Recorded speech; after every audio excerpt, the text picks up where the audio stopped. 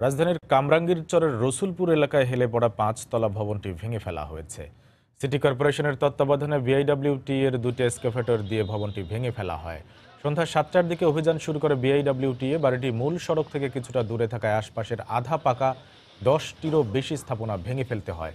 স্থানীয় কাউন্সিলর জানান, নিরাপত্তা নিশ্চিতে আগে থেকেই তাদের সরিয়ে নেওয়া হয়েছে। স্থানীয়রা জানিয়েছেন, হেলে পড়া ভবনটি রাজুকের অনুমোদন ছাড়াই নির্মাণ করা হয়েছিল। এদিকে ঘটনাস্থল পরিদর্শন করে স্থানীয় সংসদ সদস্য অ্যাডভোকেট কামরুল ইসলাম বলেন, ঝুঁকিপূর্ণ ও অনিরাপদ ভবনগুলোর ব্যাপারে সিটি কর্পোরেশন যথাযথ ব্যবস্থা নেবে।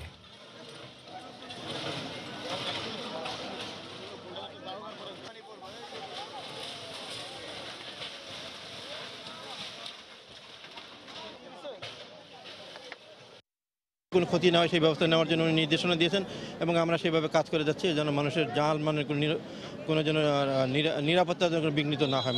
একেবারেই একটা আনস্টেবল অবস্থার মধ্যে কিন্তু বিল্ডিংটা আছে। আমাদের কিন্তু একটু ঝুঁকি নিয়েই কাজ করতে হচ্ছে। এখানে প্রকৌশল দিকগুলো বিবেচনা করে আমরা এই কাজটি করছি। ঝুঁকিপূর্ণ বিল্ডিংগুলোর তালিকাগুলো করার জন্য একটা তালিকা করে একটা পরিকল্পিতভাবে একটা জরিপ করে যে সমস্ত বিল্ডিং ঝুঁকিপূর্ণ সেগুলো তালিকা করে সেগুলো ব্যবস্থা গ্রহণ করার জন্য আমি বলবো। কারণ এইভাবে ঝুঁকিপূর্ণ বিল্ডিং রাখাটা ঠিক না, অনেকগুলোই ঝুঁকিপূর্ণ বিল্ডিং আছে।